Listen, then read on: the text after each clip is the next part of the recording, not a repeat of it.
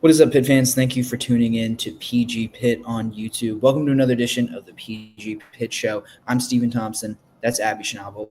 We both cover Pitt athletics for the Pittsburgh Post-Gazette. Abby, it's the bye week. A little bit of time off for us. No media availabilities this week. How are you enjoying your, I guess not time off, but maybe a little bit more downtime than usual? Well, other than the back and forth to Penn State yesterday, this week has been very, very chill. But it's been nice to be able to dive into some football stuff, like rewatching the games and just kind of really analyzing where we're at heading into Game 4 next week. I'm glad you said that because that's what we're going to be doing on this episode. We're going to be kind of taking stock of Pitt football a quarter of the way through the season. We have two games against maybe some, let's call it inferior competition, one game against, a team that's kind of on even footing, and we've got two drastically different pictures of this Pitt team. So wanted to frame this in a very specific way. We're going to talk about some guys who have maybe surprised us, some guys who have maybe underwhelmed, some position groups or individual players. And Abby, I want to start with guys who have maybe not lived up to expectations, players that we expected a lot out of, but, thinking especially about that West Virginia game, who maybe have not shown up in the biggest moments. Who on this Pitt team did you expect a lot out of, and you haven't seen as much as you were expecting to? I want to preface who I'm about to say by saying that this person has been by no means bad. This person, just like you said, a lot of high expectations, a lot of things expected out of him. And I think when the lights were on against West Virginia, he didn't make as many big plays as we expect out of a guy like him. And that guy is Mr. Kyle Lewis, linebacker. I mean, he's coming off of such an insane season. I mean, over 100 tackles, really high tackles for loss and sack numbers, All-American. And, he was good against Duquesne. He was good against Central Michigan. But then it feels like once we got to a team, West Virginia, that's a little bit more equal in talent compared to a Central Michigan and a Duquesne, it just wasn't the explosiveness we expect out of a guy like him. Again, he had that interception. He made a couple good tackles, but I think you got to say the interception was one of those situations where it was right place, right time, not necessarily him making a big play. And so with the fact that he has so much hype and he's not like living up to him, it makes me feel a little bit more underwhelmed about him. Again, not really bad, but he's just been very under the radar and a bit quiet, which is not what you expect out of Kyle Lewis. Yeah, I wouldn't even come close to saying that there's any reason for concern with Kyle Lewis, like you're kind of alluding to. But I was really struck kind of down to down watching live and then, rewatching, the game earlier this week, the West Virginia game, that is, Kyle didn't really show up until that interception. You didn't, have a moment where you're like, there's Kyle Lewis making a big play. And down to down, I thought that he wasn't his usual, like you said, explosive self. So, you just saw him, and, I'll say it like Rasheem Biles, this happened to him as well. Braylon Lovelace didn't have a really strong game. I thought he missed a bunch of tackles when big plays were there to be made. But just linebackers getting washed out of run plays, getting pushed out on the edge, not being able to string runs out. And then Rasheem were getting beaten coverage pretty regularly out in the flat. And that's just not something you expect to see from guys like Kyle Lewis or Rasheem Biles. Those are two really good coverage linebackers. And so, I'm with you. Not what you were exactly expecting from Kyle Lewis, even if, we don't necessarily need to be worried about that just yet. I'm going to throw out someone on the offensive side of the ball who, honestly, I did really expect a lot from. And I won't pretend I'm an expert at line play, but, you look at some of the numbers, and the first thing that stands out about Lyndon Cooper is that he committed 3 penalties last year. He's in, I believe, 12 games played, including the bowl game. He's already got 4 this year. One was either declined or offset, but either way, 3 penalties against him have been accepted already. He's been a pretty solid pass blocker outside of the Duquesne game. He's not been a fantastic run blocker, though. And so Lyndon Cooper was just a guy that I really thought, could elevate himself into maybe, a guy who could get drafted in the spring, and he has just not really played that way. I think some of the stalling you saw, the disorganization on offense, that kind of falls on the center as well. I think a lot of people want to look to Eli Holstein and Cade Bell, but the center has a responsibility to keep that stuff managed as well. So Lyndon Cooper, not the strongest start to the season. I think more inconsistent than outwardly bad, but I expected a lot more from him.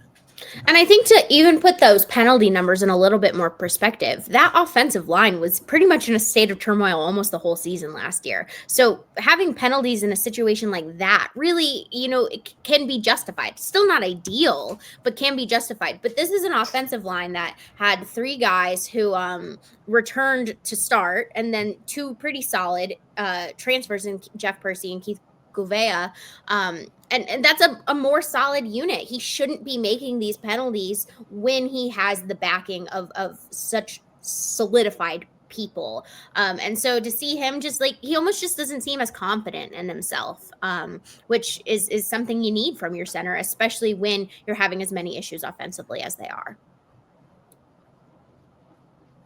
Yeah, and confidence is one thing, but also, as a senior, it's a silly mistake to go in and jump on a pile super late, pick up an unnecessary roughness penalty when you're in the red zone, and you have a chance to really put some pressure, on West Virginia.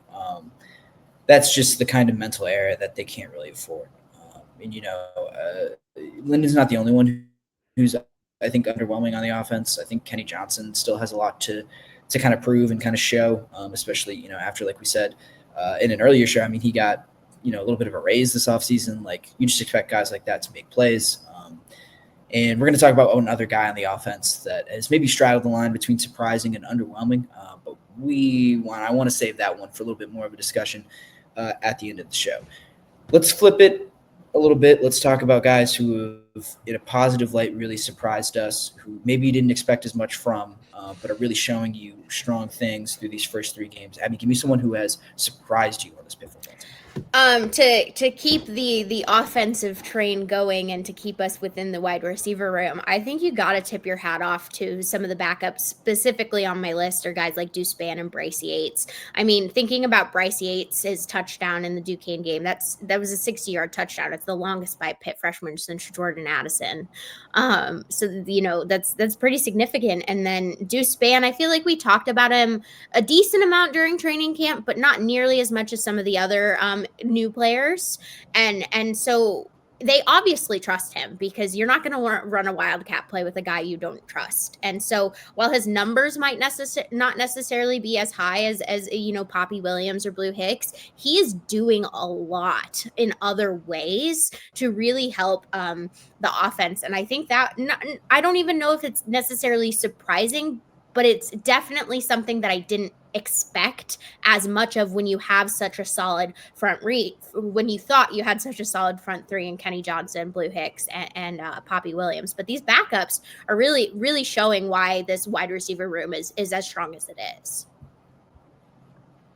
Spann I'm really fascinated by, because I think he gives them a different dimension at wide receiver, just with his size.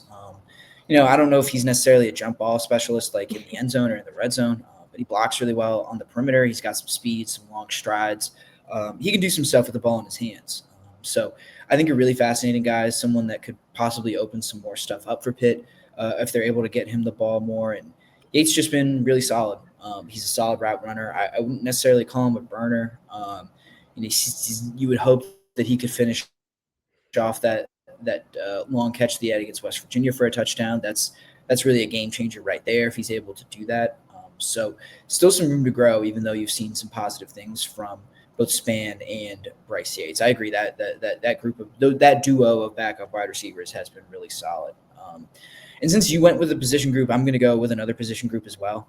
On the defensive side of the ball, the defensive ends, particularly those not named Jimmy Scott, been really, really good. Led by Zach Crothers, but Joey Zielinski, I think, getting his hand in the pile has been really well. We haven't talked much about Blaine Spires, but he really at times was wrecking that West Virginia offensive line last weekend. So that whole group has been really solid. I think there's a lot more athleticism in there than I maybe anticipated, a lot more speed or twitch, as they might say. If you are, a football coach or something like that, or a scout. And last year there were a ton of times where I felt like Pitt defensive ends were in the backfield and in position to make plays and just couldn't finish them off. That has not really been the case this year. When Pitt gets in the backfield, I don't think you see a ton of running backs or quarterbacks, any kind of ball carrier escaping, through arm tackles or something like that. They when they get there, they are finishing off plays, and that's been really huge. And the defense hasn't been perfect so far this year, but one thing they are doing is kind of getting back to their identity as a Pat Narduzzi defense, and it's not just creating pressure, but finishing off those plays, and it's been a big part of why they've enjoyed some success through the first part of this year. And we said it after the game, but I don't really put that West Virginia loss on them. I thought the defense kind of held up its end of the bargain. So I've been pretty pleased with the defense, and I think the defensive end spot being a real catalyst and making pressure and making plays has been a big part of that as well. And I think it's huge, too, to see guys like Zielinski, Crothers really, really jump up because, at the beginning of the year, we saw Blaine Spires in a cast. And obviously, he's been playing really well in that cast. But that's a significant shakeup because you don't know. And then you also add in Jaden Moore. We've talked about him, like the broom being banged up. But, we saw him on the field in the West Virginia game in a boot and on a scooter. And so to see these guys really, take that next man up mentality and not just be the next man, but be the next man at a high level, which you don't necessarily see at other positions, I think is huge to know that you have so much depth, not just at the defensive end position, but I think on the defensive line as a whole, which makes, Pitt a little bit more dangerous from the defensive line. I totally agree. Abby, something we might not totally agree on. And I referenced this guy a little bit earlier. Maybe someone who you could say underwhelmed, someone you could say has maybe been a little bit surprising, is Eli Holstein, at least in my opinion. So Holstein off to a decent start. He's thrown 9 touchdown passes, which I believe leads the ACC. I think that's 6th nationally. He's also ran in a score. I'm pretty sure he's in the top 5 or at least the top 10 in total touchdowns responsible for in the NCAA. So he's on pace to improve on his numbers from last year markedly. Complete his 3,300 yards, 36 touchdowns, 12 interceptions, run for another 200 yards and 4 touchdowns as well. So I think statistically, you can look at Eli Holstein and say he's off to a good start. And you watch him, evaluate him through the eye test, especially against West Virginia, and it was pretty shaky. There were a lot of plays out there. Check that he did throw for 300 yards and a touchdown against West Virginia. I don't know. I personally did expect a lot out of Eli Holstein. I think everyone did, and I don't know if I'd necessarily say, especially when you transition from, FCS or Group of 5 competition to Power 5 competition, that Eli Holstein's play has passed the eye test, I would say. Yeah, no, I definitely agree with that. Is his numbers look great, but it's one of those situations where his highs are very great. His highs are high. You see it in his passing. His passing has been really decent for the most part, but then his lows are pretty low. And that's not the consistency you want out of quarterbacks. So it's a little bit surprising to see the lack of consistency in a year 2 quarterback, but at the same time, I'm not underwhelmed by him per se. His inconsistency is an issue, but when you look, specifically his passing has really taken a step up, and it helps that he has so many solid receivers and tight ends that are able to make plays to get him to that 9 touchdown number. But I wish he was a little bit more sure of himself, especially when he's under pressure. Because like you said, we saw in that West Virginia game, he just looked rattled at times. And that's not necessarily something you want to see out of a guy that is a second-year starter. And he's been rattled before. Clearly that the first half of that Cincinnati game last year, he wasn't himself. And I think overwhelmed maybe a little bit by his first road game. A pretty tough environment, but he adjusted, and the coaching staff adjusted, and they found ways to create plays and score points even after a slow start. We didn't really supposed to be an offense that's a little bit more mature, has some experience in its with itself and with each other, and knows what it wants to do. And something that we haven't seen is that continuity shine through. That the maturity and knowledge that comes with it. Totally sure that has come through or manifested in Eli Holstein's play. I would say I have been underwhelmed, and maybe it's unfair to put that all on one game. But look, Pitt's season to this point has been about one game, and it's that loss to West Virginia. And so I don't think it's completely unfair to evaluate a lot of these guys based on how they played in that game. And Eli Holstein, despite the 100 yards, despite the touchdown pass, despite the touchdown run as well, just not super sharp. And I don't think that's what you want to see out of your QB1. And I also think it's significant to think about the fact that, like, yes, we look at that West Virginia game as really the one that you're really able to measure him. But we were saying stuff like this after the Central Michigan game.